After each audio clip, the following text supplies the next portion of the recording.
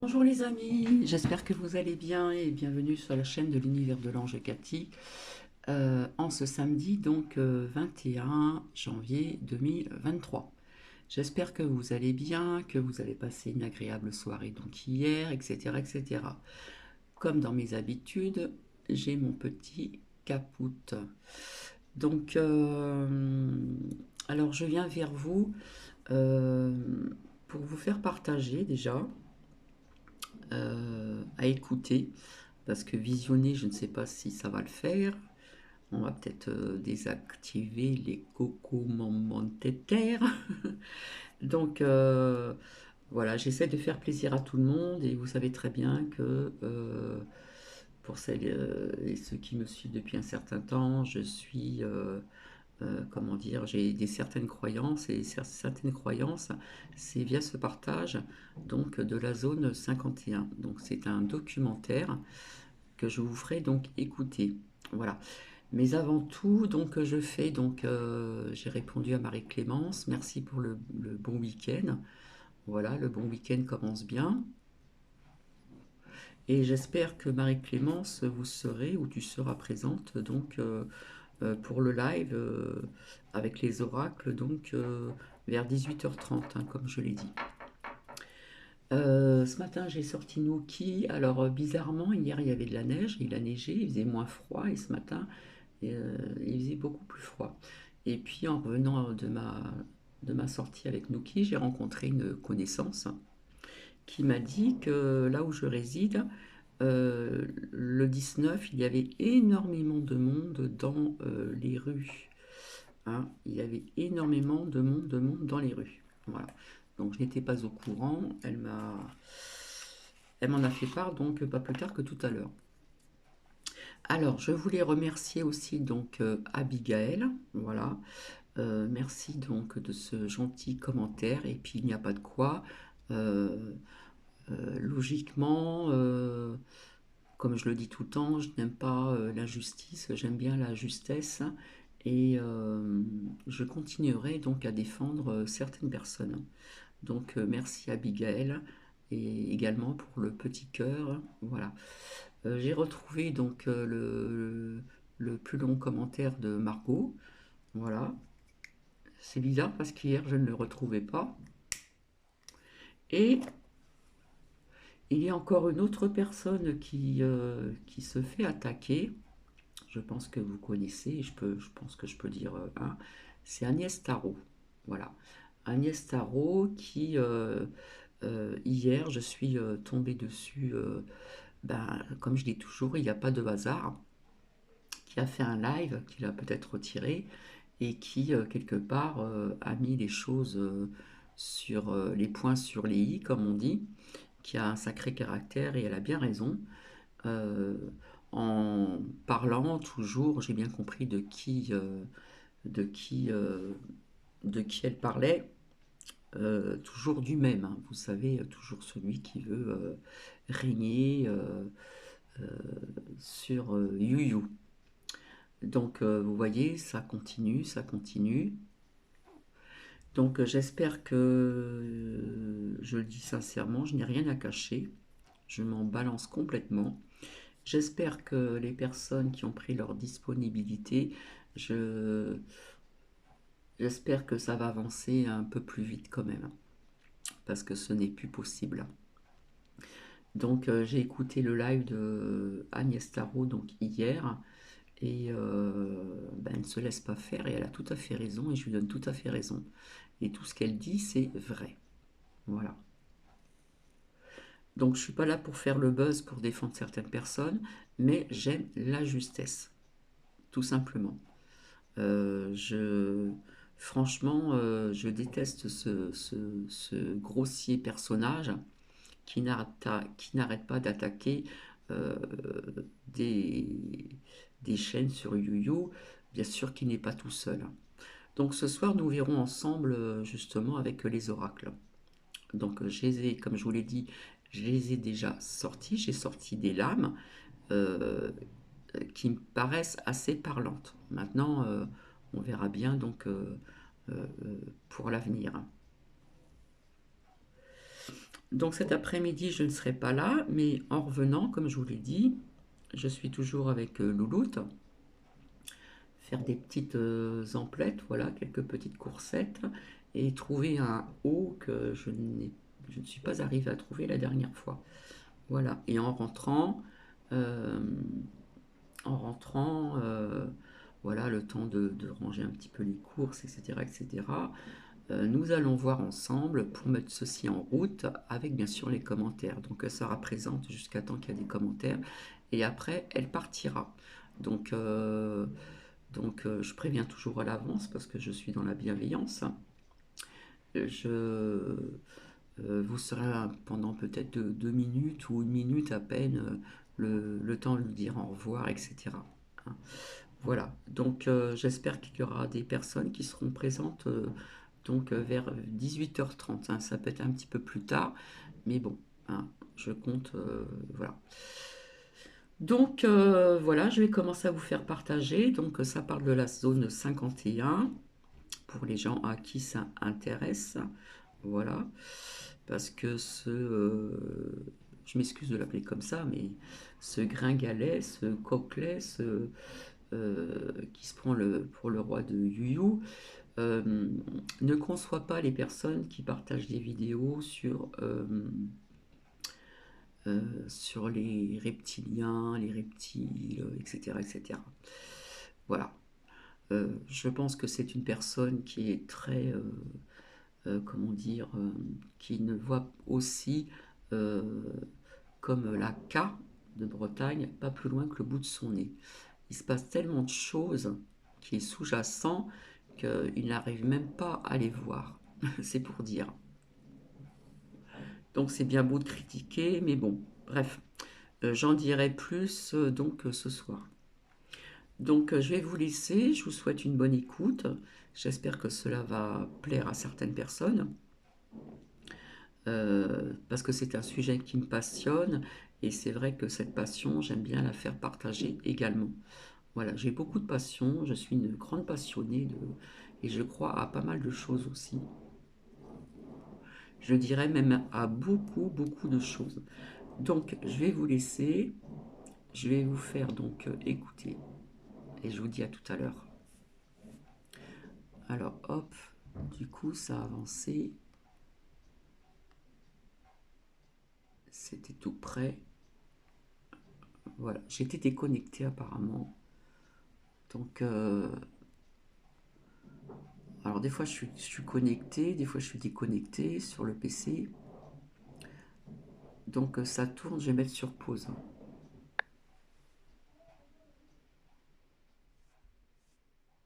Terrestres sont parmi nous. Ne sauriez pas, de plus en plus d'Américains croient dur comme fer aux ovnis, une croyance relayée ces derniers mois par la télévision, le cinéma, Internet ou les jeux vidéo. Mais le symbole le plus fort de cet engouement, c'est la zone 51, un périmètre ultra secret qui se trouve à l'intérieur d'une base militaire dans le Nevada. De nombreux Américains sont en effet persuadés que le gouvernement y cache des vaisseaux spatiaux et des extraterrestres. Martine Laroche-Joubert et Bruno Giraudon se sont donc lancés sur la piste de ces êtres venus d'ailleurs, dressant au passage le portrait d'une Amérique un peu déboussolée. C'est un endroit tellement secret, probablement le plus secret au monde. Je n'ai jamais entendu parler de la zone 51, je n'y suis jamais allé.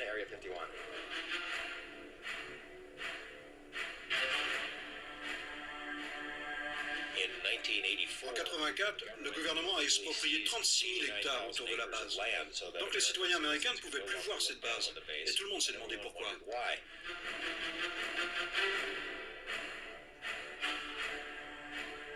Ils mentent. Ils nous disent que cette base n'est pas là. Mais nous savons avec certitude que oui, elle est bien là.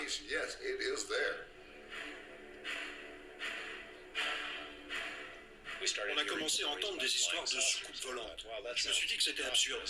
Mais j'ai voulu étudier la question. Et plus je l'étudiais, plus je trouvais des gens qui disaient avoir entendu des choses sur cette base.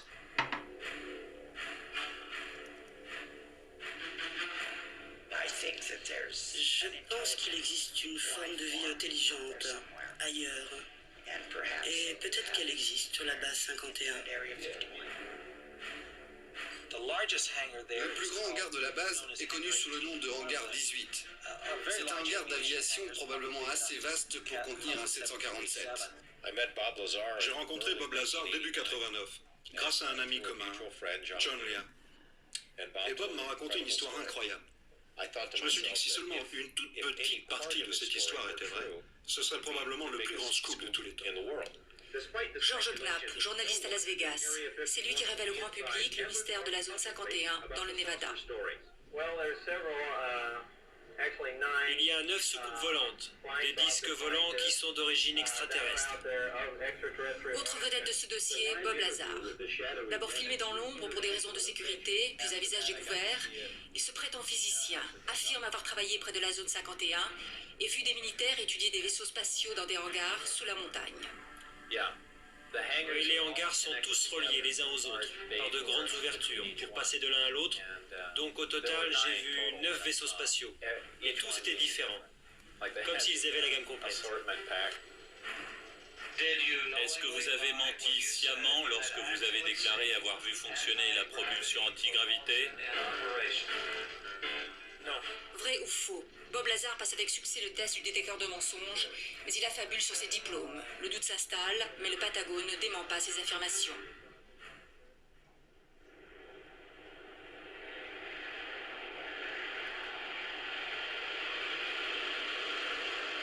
Pour en savoir plus, nous profitons d'une journée portes ouvertes sur la base aérienne de Nellis à Las Vegas. Nous sommes ici à 250 km de la zone 51.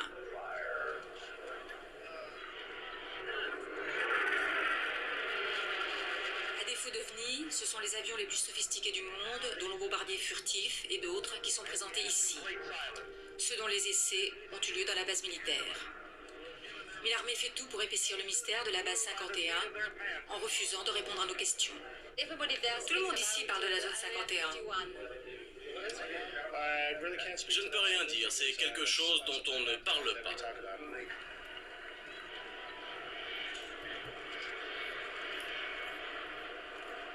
On ne sait rien de tout ça, ça ils nous en parlent jamais.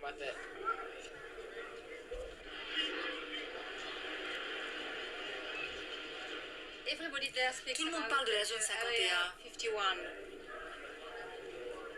Vous savez quelque chose à ce sujet? Je ne peux pas répondre à vos questions. Pourquoi? Je ne peux pas répondre à vos questions. Unique opportunité pour apercevoir de loin la zone 51 à 5. Alors à partir du moment que l'armée ne veut pas répondre, c'est que quand même, hein, c'est avoir du bon sens et de la logique, hein, c'est quand même qu'il y a quelque chose, on cache quelque chose, d'accord? Enfin, plus ça va, plus ceci se dévoile, même sur des chaînes américaines et même sur des chaînes françaises, dont je vous ai partagé quelques extraits pendant une certaine période. 50 km après 2 heures de marche dans la montagne. En 1980, Pandora a encore agrandi le périmètre de sécurité, mais les curieux affluent avec chacun une tentative d'explication pour cet engouement.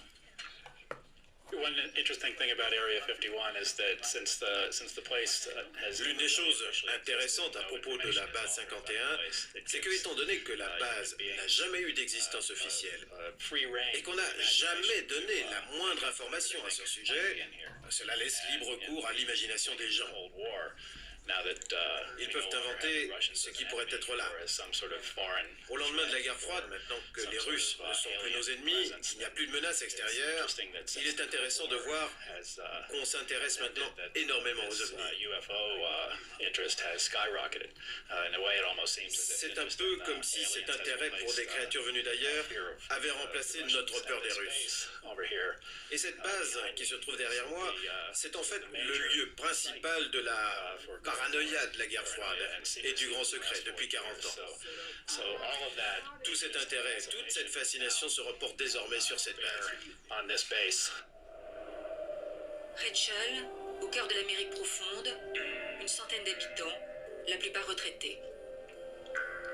À l'extrémité de Rachel, L'auberge de Little Alien. Un jeu de mots sur le petit extraterrestre.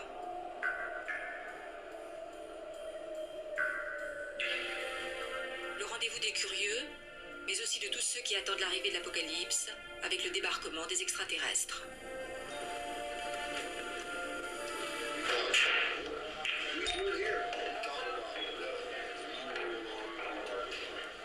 Joe, le patron de l'auberge, adversaire du nouvel ordre mondial, mais surtout du pouvoir central de Washington. Pat, sa femme, mariée avec lui depuis 16 ans, partage ses idées politiques et croit farouchement aux extraterrestres.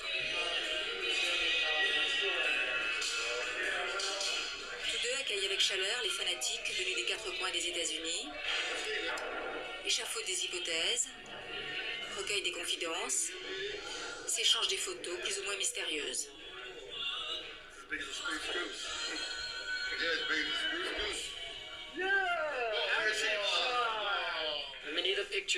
La plupart de ces photos proviennent du musée des ovnis à Orlando en Floride.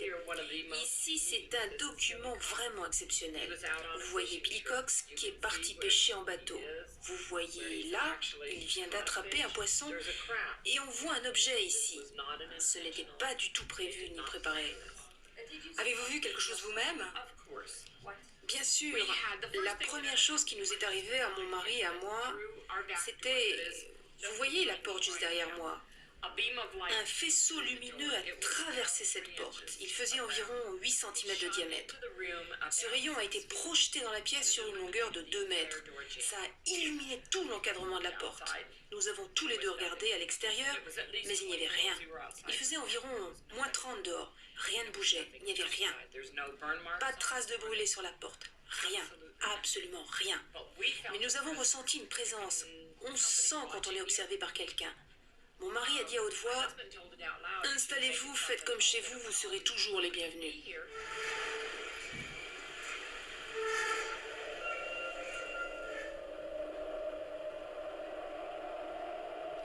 Des extraterrestres cachés dans la montagne, avec la complicité du gouvernement, une obsession partagée par un grand nombre d'Américains, persuadés qu'on leur cache la vérité.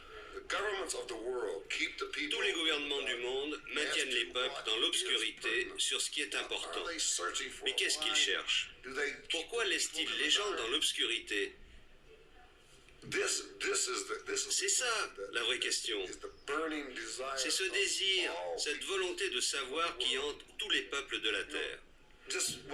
Qu'on nous laisse donc travailler main dans la main. Et peut-être arriverons-nous à trouver une solution. Mais qu'est-ce qui nous manque? Ce qui nous manque, c'est la vérité. C'est ça qui nous manque. Et c'est pour ça que les chercheurs de vérité viennent ici pour tenter de glaner un soupçon de vérité dans une conversation, dans un débat. Principaux accusés de la dissimulation de la vérité, le pouvoir central et les présidents des États-Unis. Dans le même mouvement de révolte, on mêle aussi la tentative par ce pouvoir d'interdire la vente libre des armes. Le bar de Little Alien, mélange de petite politique et de petit business. Nous avons des panneaux pour les piétons qui sont rigolos. Ici, sur l'étagère du haut, nous avons plusieurs types d'extraterrestres. Nous avons le grand modèle et nous en avons aussi de plus petits. Et ça, c'est un de mes trucs préférés. C'est un sweatshirt, mais je le vends aussi en t-shirt. Et ça dit « Occupez-vous bien de la terre où nous le ferons ». C'est un message assez percutant.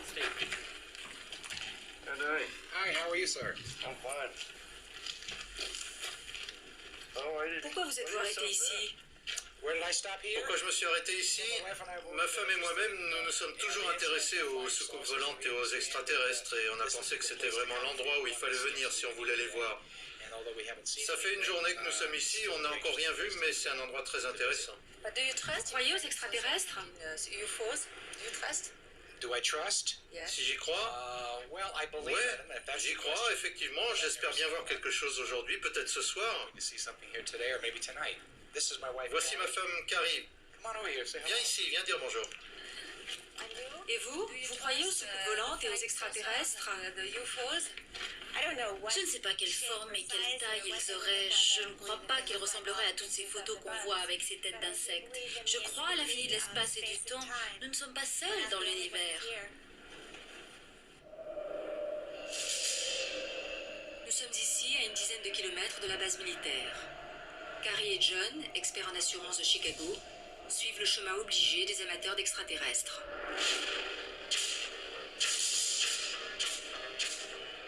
La frontière de la zone interdite. Au-delà, la base militaire la mieux protégée des États-Unis. Avec voitures blanches tout-terrain et gardes armés pour repousser les indiscrets.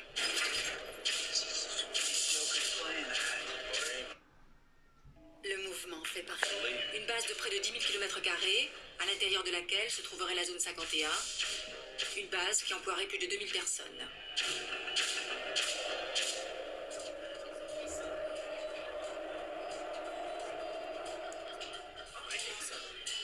Lorraine, la mémoire de Rachel, la meilleure amie de Pat. Lorraine vit ici depuis 20 ans et possède des croyances bien ancrées. Je crois en Dieu et je crois vraiment qu'il a un plan. Je crois que les ovnis font peut-être partie de ce plan. La raison pour laquelle nous n'avons pas encore vu ces créatures, c'est parce qu'il ne veut pas trop nous effrayer. Donc, pour l'instant, il ne nous montre que la partie mécanique. Les créatures viendront après, parce qu'elles sont différentes de vous et moi. Elles ne sont probablement pas si moches que ça, mais elles sont différentes. Et les gens ont toujours peur de la différence, quelle qu'elle soit.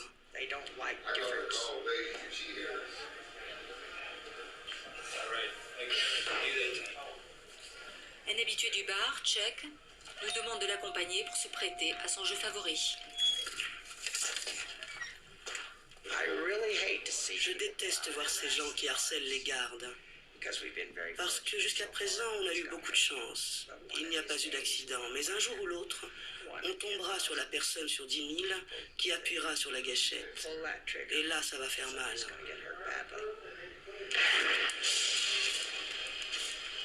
Presque tous les soirs, Chuck se rend à la frontière de la base militaire pour provoquer les gardes.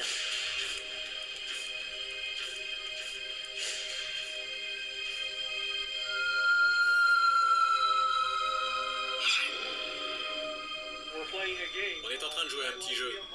Je l'éclaire, il m'éclaire, et on voit qui se fatigue le premier. Ma lumière est un peu plus vive que la sienne, donc c'est probablement lui qui abandonnera le premier. La nuit dernière, nous avons fait la même chose, et en moins d'1 minute, il a fait marche arrière et il a disparu. Il n'a même pas allumé son projecteur.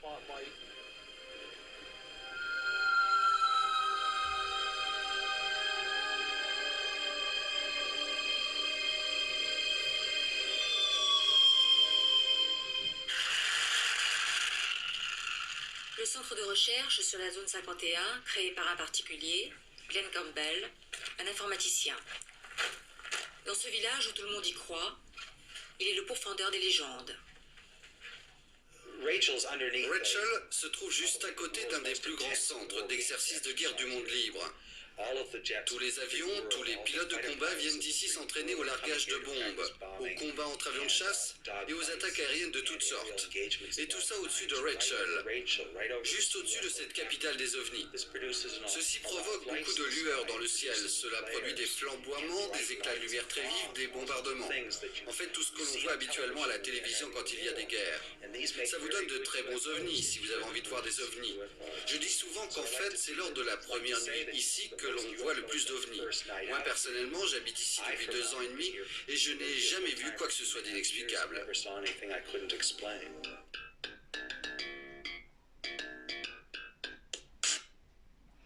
Voilà, c'est terminé, c'était pas très long, donc je ne sais pas ce que vous en pensez. Chacune ses croyances. Pour ma part, j'y crois, vous le savez, hein, parce que je vous ai expliqué ce que j'avais vu dans le ciel à l'âge de 16 ans, quand j'étais en région parisienne chez mes parents, qui sont partis par la suite dans les Alpes-Maritimes. Donc, je ne peux qu'y croire, voilà. Après, je ne dis pas que je détiens la vérité, c'est ma vérité, voilà. Donc, je ne sais pas ce que vous en pensez. Si vous voulez mettre des commentaires, je vous y invite, bien sûr. Et puis donc, je vous retrouve donc en fin d'après-midi en vous souhaitant donc une agréable journée. Alors logiquement, nous devions avoir du soleil aujourd'hui et le ciel est couvert, mais je ne sais pas si ça va se dégager donc par la suite.